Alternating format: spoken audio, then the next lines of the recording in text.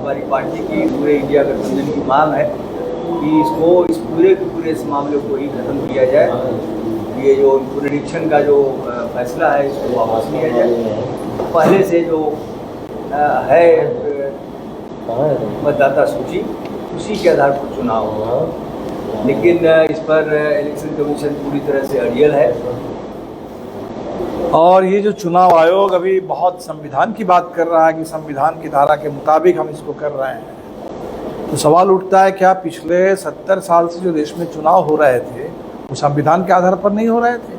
क्या अभी 2024 में जो लोकसभा का चुनाव हुआ वो संविधान के आधार पर नहीं हुआ?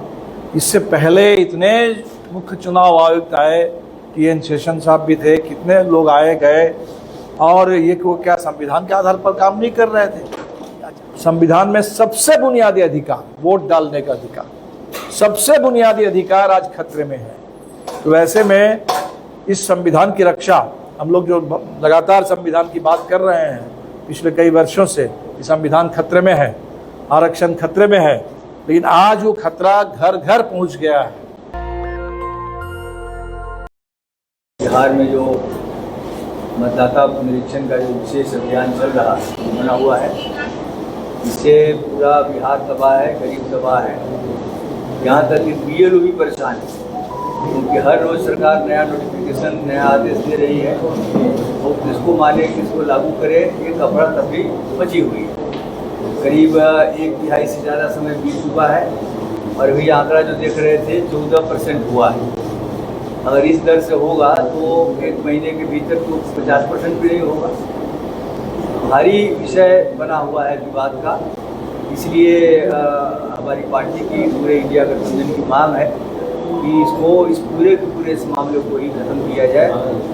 ये जो पुनरीक्षण का जो फैसला है इसको वापस लिया जाए। पहले से जो है मतदाता सूची उसी के आधार पर चुनाव होगा, लेकिन इस पर इलेक्शन कमीशन पूरी तरह से अड़ियल है। किसी तरह का कोई विचार अपने संशोधन करने, सोचने विचारने के लिए तैयार नहीं है और इसके खिलाफ आंदोलन भी चल रहा है। और आगामी 9 तारीख को ऑल इंडिया जो ट्रेड यूनियंस है उनकी एक अखिल भारतीय हड़ताल है, तो हम लोगों ने उसका समर्थन भी किया है, इंडिया गठबंधन के सब दलों ने। और उसी दिन हम लोग इस विषय को भी उठाएंगे, क्योंकि यह सवाल मजदूरों का, गरीबों का ही सवाल है, वोट के अधिकार का सवाल, और उस दिन पूरे बिहार के चक्का जाम रहेगा। लोग सुप्रीम कोर्ट में गए, यहाँ के कार्यक्रम में विभिन्न दलों के बड़े नेता आ रहे हैं, राहुल गांधी जी भी भाग लेने वाले हैं। और 1 मार्च इनकम टैक्स जो इलेक्शन कमीशन का जो बिहार का जो कार्यालय है CEO का, वहाँ तक मार्च की भी योजना है। तो ये सब तमाम चीज़ें चल रही हैं। दिल्ली में इलेक्शन कमीशन का रुख बिल्कुल अच्छा नहीं था।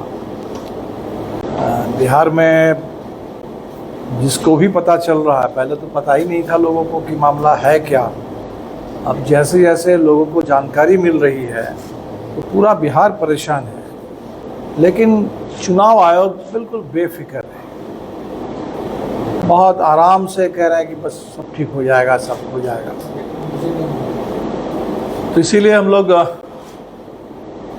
सुप्रीम कोर्ट में भी गए हैं और जनता की अदालत में भी हम लोग बात को ले जा रहे हैं, क्योंकि जो SIR बिहार में चल रहा है ये पूरे हिंदुस्तान के चुनाव के इतिहास में पहली बार ऐसा कुछ हो रहा है। कोई भी अगर कह दे कि भाई इससे पहले भी होता रहा है, 22 साल पहले भी हुआ था, वो आधा सच है। इस तरीके का, जिस तरह का इस बार बिहार में हो रहा है, वैसा कोई पुनरीक्षण इससे पहले हिंदुस्तान में किसी राज्य में कभी नहीं हुआ है। और ये जो चुनाव आयोग अभी बहुत संविधान की बात कर रहा है कि संविधान की धारा के मुताबिक हम इसको कर रहे हैं, तो सवाल उठता है क्या पिछले 70 साल से जो देश में चुनाव हो रहे थे वो संविधान के आधार पर नहीं हो रहे थे?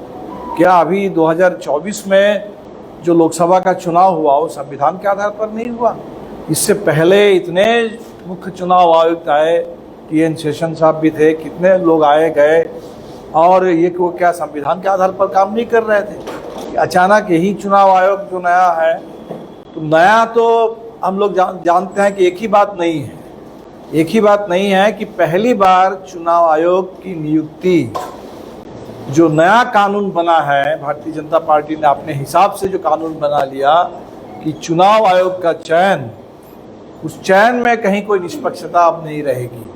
तो चुनाव आयोग का चयन पूरी तरह से सरकार के हिसाब से होगा, क्योंकि उसमें 3 लोगों की कमेटी होगी। 3 लोगों की कमेटी में 2 प्रधानमंत्री और 1 उनके मंत्री होंगे।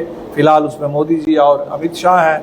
तो जाहिर सी बात है कि अगर चुनाव आयोग के बारे में कोई अगर कह दे कि कोई नया चुनाव आयोग है, तो नया बस इसी मामले में है कि पहली बार हिंदुस्तान में ऐसा चुनाव आयोग कानून के तहत चुना गया है जो बिल्कुल सरकार के हिसाब से चुना गया चुनाव आयोग है।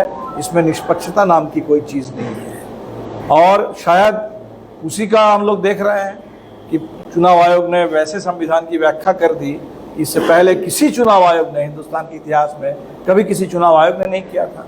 किसी चुनाव में ऐसा नहीं हुआ था। तो पहली बात तो हमें लगता है कि जो हो रहा है, हम लोग तो समझते हैं कि ये बिल्कुल संविधान की भावना के खिलाफ है, क्योंकि आप पूरे लोगों को 2003 के बाद जितने लोग वोटर लिस्ट में जिनके नाम चढ़े, आपकी नज़र में उनकी नागरिकता संदिग्ध है और उनको नागरिकता साबित करनी होगी। तो आप डाउट कर रहे हैं। और आप असम में चले जाएंगे तो असम में पिछले करीब 30 साल से यही चल रहा है। एक हिस्सा वोटरों का, उनको कह दिया गया डी वोटर, डाउटफुल वोटर। अब यहाँ तो आप कह रहे हैं कि डाउटफुल की नागरिकता ही संदिग्ध है। वो डाउटफुल वोटर जो है, उनका एक हिस्सा चला गया डिटेंशन कैंप में, सेंटर में। एक हिस्सा उनमें से कुछ लोगों को अब डिपोर्टेशन किया जा रहा है कि आप बांग्लादेश चले जाओ, और बांग्लादेश से फिर वापस बांग्लादेश भेज रहा है कि हमारे नागरिक नहीं है, आप ही के नागरिक हैं। और भारत सरकार ने मान भी लिया कि हाँ, हमारे ही नागरिक थे। तो नागरिकों को ले करके अब पूरा खेल चल रहा है फुटबॉल की तरह, कभी इधर कभी उधर, इस सीमा पर कभी उस सीमा तरफ। तो ये खेल अब बिहार में भी आ गया है। और समझ लीजिए, इस खेल का मतलब है कि जहाँ करीब करीब अभी अगर 8 करोड़ एडल्ट पॉपुलेशन है, तो 8 करोड़ एडल्ट पॉपुलेशन में 4.5 से 5 करोड़ लोग वो इसके दायरे में आएंगे। जो 2003 में थे वो भी बहुत सेफ नहीं है, उनको भी फॉर्म भर के देना होगा। अगर उनसे फॉर्म भरने में कहीं कोई चूक हुई, कोई गलती होगी, तो 2003 में रहते हुए भी वो मतदाता सूची से बाहर हो जाएंगे। तो हम लोगों ने जब चुनाव आयोग से पूछा था कि मामला है क्या, कौन सी ऐसी बात आ गई कि बिहार में अचानक आपको ये घोषणा करनी पड़ेगी, तो चुनाव आयोग ने एक ही बात कही, अतिरिक्त बात जो उनके सर्कुलर में नहीं है, वो है महाराष्ट्र।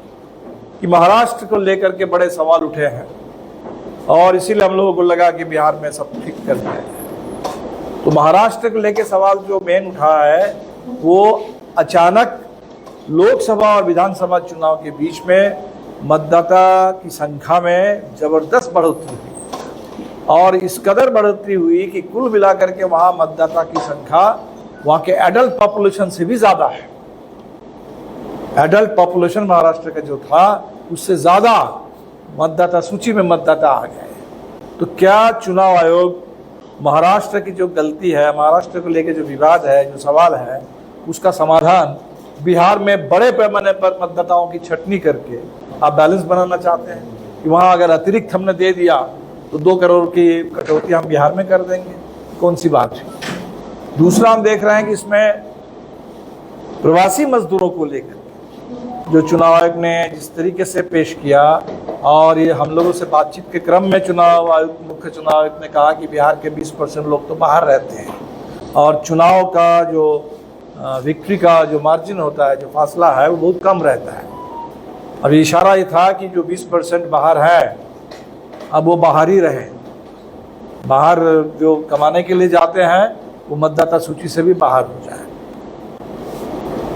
और इस पर चुनाव बाद में हमने देखा कि कहीं किसी मीटिंग में उन्होंने कहा कि अगर आप दिल्ली में रहते हैं तब दिल्ली का ही वोटर बनिए, पटना में मकान है इसलिए बिहार का मतदाता मत बनिए। इसका मतलब उनके दिमाग में जो लोग हैं वो मकान वाले लोग हैं, जिनके पास हो सकता है पटना में भी मकान हो और दिल्ली में भी मकान हो।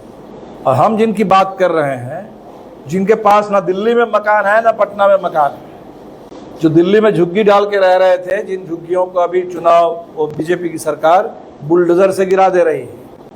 और अगर बिहार लौट करके आते हैं तो यहाँ मतदाता सूची से नाम बाहर हो जाएगा। क्योंकि कोरोना काल ने तो पूरी दुनिया ने देख लिया कि लोग कमाने के लिए कहीं भी जाए, सूरत जाए, मुंबई जाए, बेंगलुरु चले जाए, चेन्नई चले जाए। जैसे ही संकट आया कोरोना काल में, जब उनके लिए उन शहरों में रहना संभव नहीं था, तो वो पैदल चल करके बिहार लौटे। और उस समय नीतीश जी उनको तो बिहार आने से भी रोक रहे थे। क्वारंटीन सेंटर में उनके साथ क्या हुआ सबको याद है आज भी। तो इसलिए ये बात तो बिल्कुल सबके लिए बिल्कुल स्थापित बात है कि लोग जहाँ भी जाए पढ़ने के लिए, कमाने के लिए, वो बिहार के हैं और पर्व त्यौहार में घर लौटते हैं, घर में किसी शादी में बिल्कुल लौटते हैं, चुनाव के समय बिल्कुल लौटते हैं। तो ये जो बात जो इतने दिनों से चल रही है, अचानक चुनाव आयोग ने इस पर इतना बड़ा सवाल खड़ा कर दिया। तो हमें लगता है कि ये बहुत एक अराजकता की स्थिति बिहार में बन रही है और लोगों को शुरू में मालूम ही नहीं था। अभी भी शायद मेरे ख्याल से सबको पूरी जानकारी नहीं है, सबके पास अभी भी एन्यूमरेशन फॉर्म नहीं पहुंचा, सबको अभी भी ये मालूम नहीं है कि आपको कौन से दस्तावेज देने हैं। लोग मान के चलते हैं कि आधार कार्ड है, वोटर कार्ड है, राशन कार्ड है, तो कुछ मांगा जाएगा तो दे देंगे। लेकिन जो कुछ भी आपके पास है, राशन कार्ड, वोटर कार्ड, आधार कार्ड, ड्राइविंग लाइसेंस, चुनाव आयोग की नज़र में इसका कोई मतलब नहीं है। चुनाव आयोग आपसे मांग रहा है कि बर्थ सर्टिफिकेट लेके आइए, ऐसा सर्टिफिकेट लेके आइए जिसमें जन्म की तिथि भी हो और जगह भी हो। ऐसा सर्टिफिकेट ले आइए जो सरकारी नौकरी कितने लोगों के पास है। और इसीलिए जो 9 तारीख हम लोग मजदूरों की जो हड़ताल कर रहे हैं, इसमें आप देखेंगे कि स्कीम वर्कर्स की एक मुख्य मांग ये है कि हम काम करते हैं, उस काम के लिए कोई पहचान पत्र हमें नहीं मिलता। यहाँ पूरे बिहार के बटाईदार ये बोल रहा है कि हमें एक पहचान पत्र दीजिए बटाईदारी का। लोगों के पास अब देते ही नहीं है किसी तरह के कोई पहचान पत्र। बर्थ सर्टिफिकेट देना सरकार का काम है कि जो भी जन्म हो रहा है उसका पंजीकरण हो, हर जन्म और मौत का पंजीकरण हो। ये काम तो सरकार का है, अपना काम आप कर नहीं पाते और इसके लिए आप लोगों को ब्लेम कर रहे हैं, लोगों को इसके लिए सजा दे रहे हैं। ये बेहद गलत है जो हो रहा है, ये बहुत अन्याय है।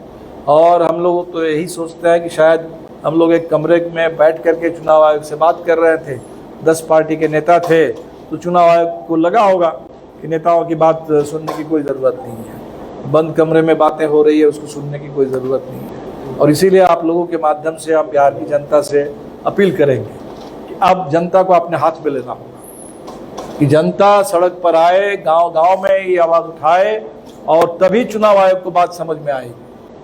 तभी इस देश में, क्योंकि आपका संविधान में सबसे बुनियादी अधिकार, वोट डालने का अधिकार, सबसे बुनियादी अधिकार आज खतरे में है।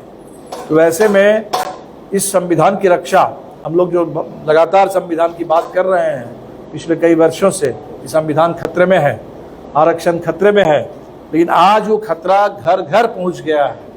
सबको बिल्कुल साफ साफ दिखाई दे रहा है कि खतरा किस कदर इस समय है और लोगों के जो बुनियादी संविधान से सरोकार है, लिंक है, वो सबसे बड़ा अधिकार है, वो खतरे में है। इसमें 2-3 और बातें हैं कि ये देश में पहली बार ऐसा हुआ कि मतदाता बनने के लिए पहले आपको नागरिकता की परीक्षा देनी होगी। ये चुनाव आयोग जो परीक्षा ले रहा है सबका, तो और ये नागरिकता की परीक्षा में कौन कैसे पास करेंगे किसी को पता नहीं। जो भी कार्ड आपके पास थे उससे तुम होने वाला नहीं है। तो 1 महीने में ना चुनाव आयोग नागरिकता की परीक्षा ले रहा है और ये बिल्कुल उलट दिया गया। पहले था कि अगर किसी के बारे में कोई शिकायत हो, कहीं कोई डाउट हो, तब सरकार का काम था कि वो साबित करे कि कोई आदमी नागरिक नहीं है या कोई दूसरे देश से किसी अवैध तरीके से आए। जाहिर सी बात है, आज भी बहुत सारे लोग बोल रहे हैं कि भाई ये सब तो घुसपैठियों को निकालने के लिए किया गया। मैं फिर कहूँगा कि घुसपैठ की जो भी बात लोग करते हैं, तो पहली बात बिहार में या पूरे देश में जो देश की सीमा है, चाहे बांग्लादेश के साथ हो, पाकिस्तान के साथ हो, जो भी पड़ोसी देश के साथ सीमा है, उस सीमा का देखरेख करना, उसकी सुरक्षा, ये केंद्र सरकार का काम है, ये अमित शाह का काम है, ये किसी राज्य सरकार का काम नहीं है। वहाँ BSF तैनात है और इस सरकार ने बीएसएफ का अधिकार बढ़ा दिया है 50 किलोमीटर तक, सीमा से 50 किलोमीटर तक अभी बिल्कुल वहाँ बीएसएफ का कानून चलता है के हिसाब से। तो बावजूद इसके अगर कहीं भी कोई आ गए हो तो इसको लेकर के आप हवा नहीं खड़ा कर सकते हैं, इसको लेकर के आपको जवाब देना होगा। ठीक जैसे पहलगाम को लेकर आपको जवाब देना होगा, आतंकवादी कहाँ से आए थे, कहाँ गए, आप इसको लेकर के हल्ला नहीं कर सकते। आप सरकार हैं, सत्ता में बैठे हैं, आपको जवाब देना आपका काम है। इसलिए पहली बात, ये जो भी लोग घुसपैठ की बात कर रहे हैं वो बिल्कुल एक लोगों को डरा रहे हैं, अपना जो अपने पूरे इस समय विफलता है उसको छुपा रहे हैं और आम लोगों को अब परेशान किया जा रहा है। बताइए, इस समय जो गांव-गांव में जिनका मतदाता सूची से नाम बाहर हो जाएगा वो अब घुसपैठी कहलाएंगे, वो इस देश में अवैध नागरिक कहलाएंगे, संदिग्ध नागरिक कहलाएंगे। तो आपकी नागरिकता खतरे में है इस समय। दूसरा कि हमारे संविधान जिस समय देश में पारित हुआ उसमें यूनिवर्सल एडल्ट फ्रेंचाइज, दुनिया के बहुत सारे देशों में वर्षों लग गए थे सबको मताधिकार मिलने में। अमेरिका जैसे देश में 1960 के दशक तक काले लोगों के पास पूरा 100% वोटिंग राइट उनका नहीं था, महिलाओं के पास वोटिंग राइट नहीं होता था, गरीबों के पास वोटिंग राइट नहीं होता था, जिनके पास औपचारिक शिक्षा नहीं है उनके पास वोटिंग राइट नहीं होता था। तो सबको वोटिंग राइट मिले, इसके लिए दुनिया में काफ़ी संघर्ष करने पड़े।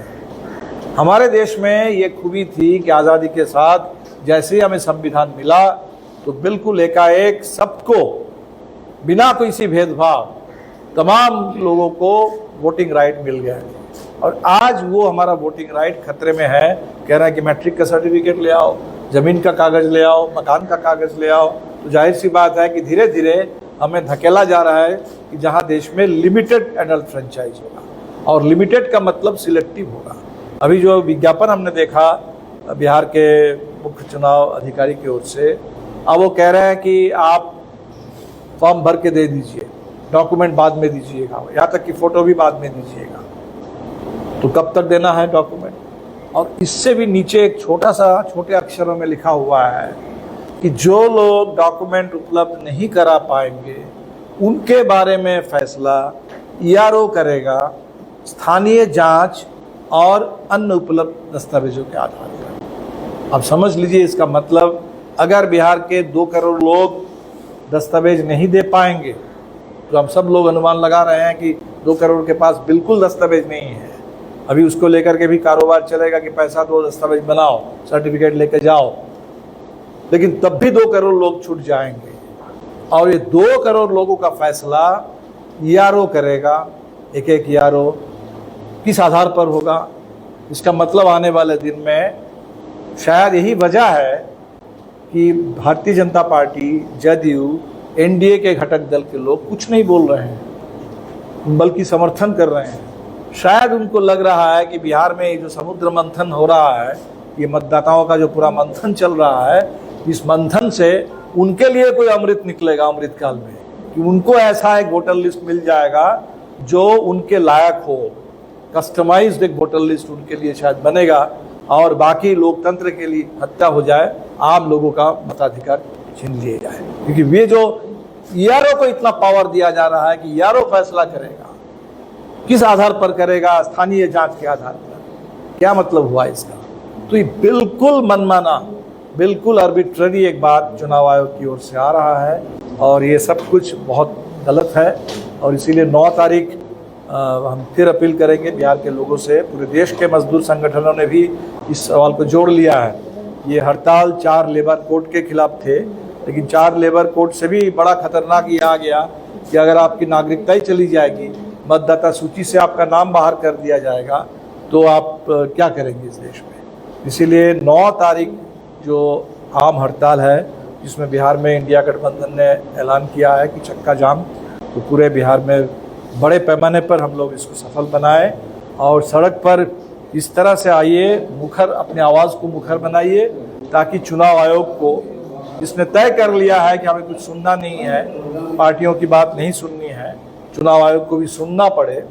और सुप्रीम कोर्ट में भी ये शायद सुनवाई होने वाली है, तो बिहार से जो आवाज़ निकलेगी हमें लगता है कि सुप्रीम कोर्ट के लिए भी उससे मदद मिलेगी इस पूरे बात को समझने में। तो फिलहाल इतनी बात है।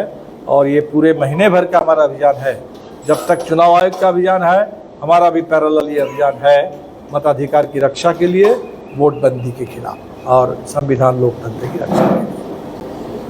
नेशनल दस्तक की आपसे गुजारिश है कि अगर इसको बचाना चाहते हैं तो नेशनल दस्तक को सब्सक्राइब करने के लिए रेड कलर के सब्सक्राइब बटन को दबाएं, फिर बेल आइकन की घंटी दबाएं। नेशनल दस्तक को बचाने के लिए बहुत जरूरी है कि हर खबर को शेयर करें, लाइक करें, कमेंट जरूर करें।